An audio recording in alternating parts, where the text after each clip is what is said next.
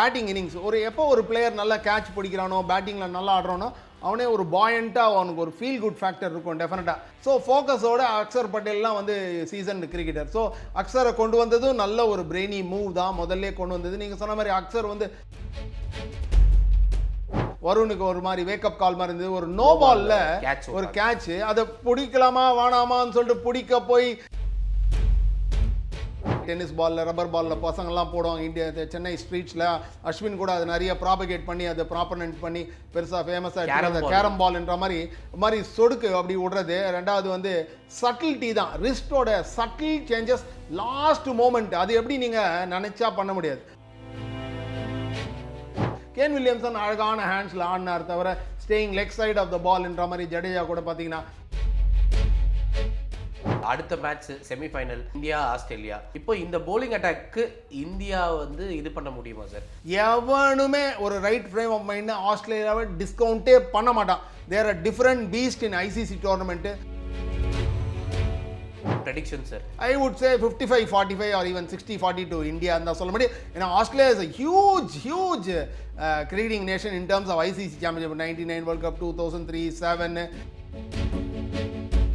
Hazlewood இல்லை, Cummins இல்லை, எவ்வளோ பிளேயர் ஜாம்பவான் பிளேயர் இல்லைனாலும், ஸ்டார்க் இல்லை, அவன் இல்லை, இவன் இல்லைனாலும் தேர் ஃபைட்டிங் பேக். அவன் டெனாஷியஸ் வில்லும் ஃபைட் பேக்கும் வேற லெவல் தான் sir.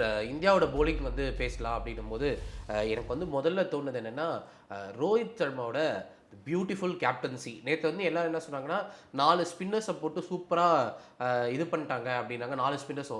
But Rohit சர்மாவோட captaincy skill எனக்கு எங்கே ரொம்ப பிடிச்சிருந்துச்சுன்னா, அவர் வந்து குல்தீப் யாதவ் வந்து பழைய பாலில் சூப்பராக போடக்கூடிய ஒரு ஆள்.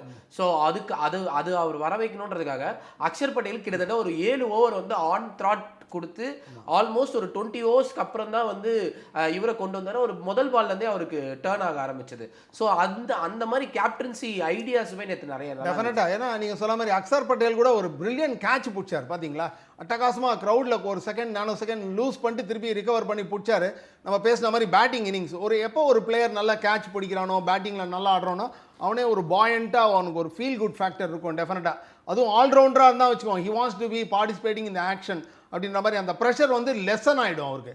ஸோ ஃபோக்கஸோட அக்சர் பட்டேல்லாம் வந்து சீசன் கிரிக்கெட்டர். ஸோ அக்சரை கொண்டு வந்ததும் நல்ல ஒரு பிரெய்னி மூவ் தான் முதல்ல கொண்டு வந்தது. நீங்கள் சொன்ன மாதிரி அக்சர் வந்து பெருசாக பந்தை திருப்பதில் மாதிரி டாட்ஸ் போர்டில் சுருக்கி அடிச்சு போடுவார்.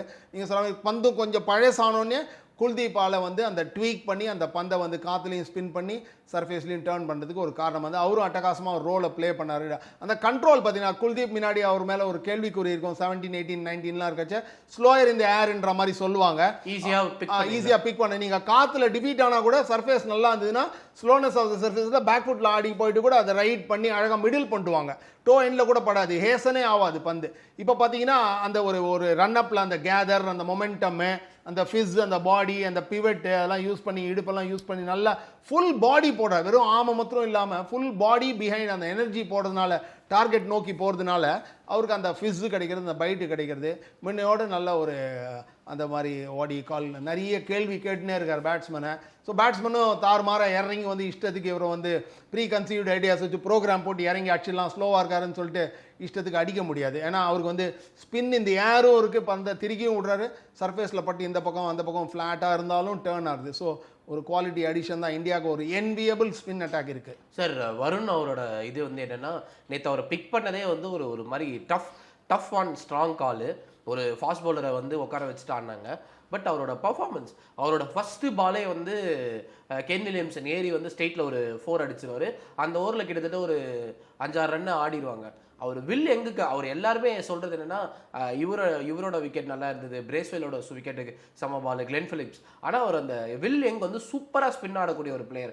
அவருக்கு வந்து ஒரு நல்ல இன்ஸ்விங்கிங் பால் ஒன்று போட்டார், அது செம்மையாக இருந்துச்சு, நல்லா இருந்தது. டெஃபினட்டாக குட் ஸ்பெக்டக்கிள். அதுக்கும் அப்பாற்பட்டு ஒரு இந்த லெவலில் வந்து ஐ பிலாங் அப்படின்ற மாதிரி he is kind of having that body language. முதல்ல இனிஷியலாக பார்த்தீங்கன்னா ஒரு அன்ஃபார்ச்சுனேட் இன்சிடென்ட், வருணுக்கு ஒரு மாதிரி வேக்கப் கால் மாதிரி இருந்தது. ஒரு நோ பால்ல ஒரு கேட்ச், அதை பிடிக்கலாமா வேணாமான்னு சொல்லிட்டு பிடிக்க போய் இன்னாட்வென்ட்டாக காலில் போட்டு ஒரு சின்ன பிள்ளைத்தனமாக ஒரு சாப்டர் ஆஃப் ஆக்சிடென்ட்ஸ் ஆகி பார்த்தீங்கன்னா புக்கில் 4 ரன்ற மாதிரி ஆயிடுச்சு, 4+1ன்ற மாதிரி ஆயிடுச்சு. எல்லாம் ஒரு டிசப்பாயின்மெண்ட்டை காமிச்சாங்க.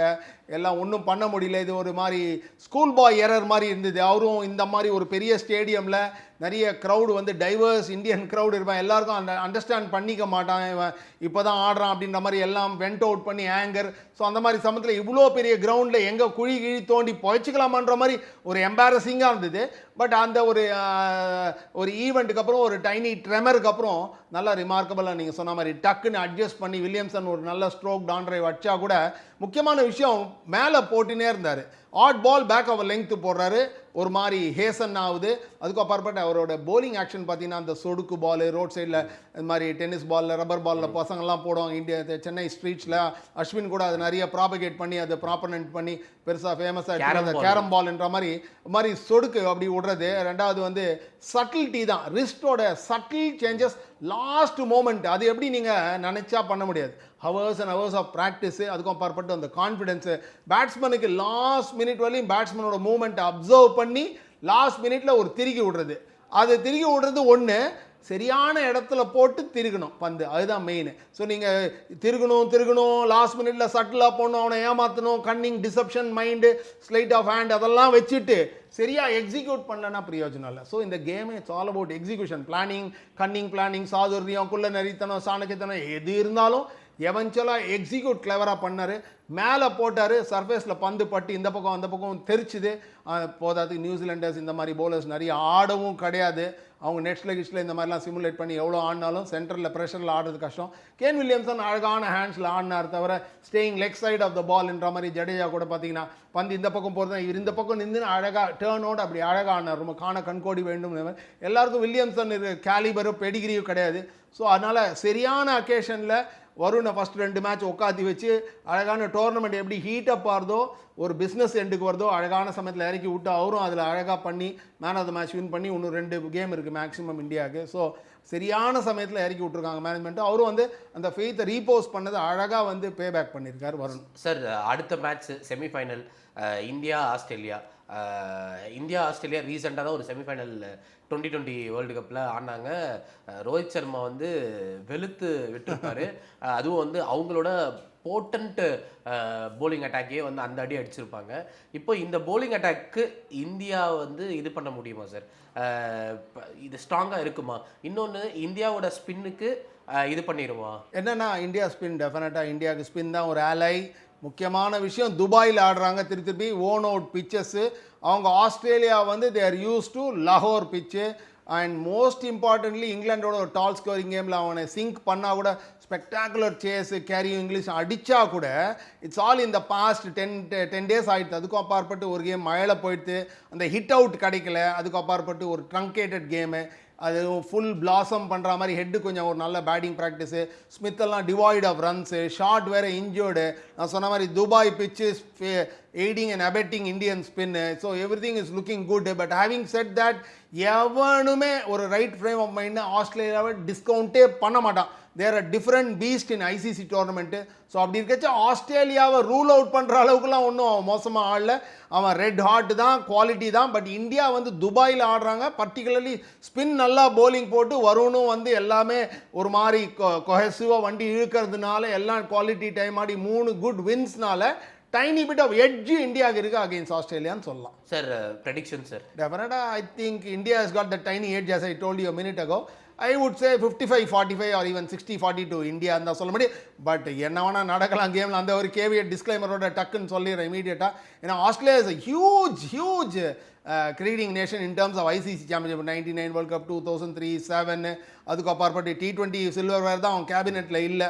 அதுக்கு அப்பாற்பட்டு ஸோ அது ஒரு பெரிய இன்சென்டிவ். இந்த வாட்டி 5-6 பிளேயர் ஜாம்பவான் இல்லைனாலும், ஹேசல்வுட் இல்லை, கமின்ஸ் இல்லை, எவ்வளோ பிளேயர் ஜாம்பவான் பிளேயர் இல்லைனாலும், ஸ்டார்க் இல்லை, அவன் இல்லை, இவன் இல்லைனாலும் தேர் ஃபைட்டிங் பேக். அவன் டெனாஷியஸ் வில்லும் ஃபைட் பேக்கும் வேறு லெவல் தான். ஸோ அவனை ரூல் அவுட் பண்ண முடியாது. பட் இப்போது லேட்டஸ்ட் நியூஸ் என்னென்னா ஷார்ட்டும் இல்லைன்றதுனால ஸோ இங்கிலீஷ் இறக்கி விடுவாங்களா, துபாய் பீச்சில் அக்ளமேட்டேஸ் ஆகணும். நான் சொன்ன மாதிரி ஒரு 2 மேட்ச் மழையில் போய் ஒரு மேட்ச் 2 கட்டானா வின் பண்ணதுனால so maybe there tiny bit devoid of hit. அதுக்கு அப்பாற்பட்டு இங்கே வந்து துபாயில் அக்ளமேட்டேஸ் ஆகி இந்த சர்ஃபேஸில் ஒரு டால் ஸ்கோரிங் கேமில் கொஞ்சம் ரீஃப்ளெக்ஸஸை ஸ்லோ பண்ணி ஒரு மாதிரி ஸ்லோவாக இன்னிங்ஸை பில்ட் பண்ணுன்ற மாதிரி. சார் இது பேட்டத்தான் கிடையாது. இங்கே you have to work hard for your runs against Indian ஸ்பின்னால். I think Australia are probably relatively lesser placed than India to win the game நான் நினைக்கிறேன். சார் ரொம்ப நன்றி சார். வெனஸ்டே இந்தியா ஃபைனல் போச்சு அப்படின்ற ஒரு சந்தோஷத்தோட நம்ம வந்து நம்மளோட இன்டர்வியூ வந்து தொடங்குவோம் sir. Hopefully fingers crossed. Sure sir. நன்றி சார். நன்றி.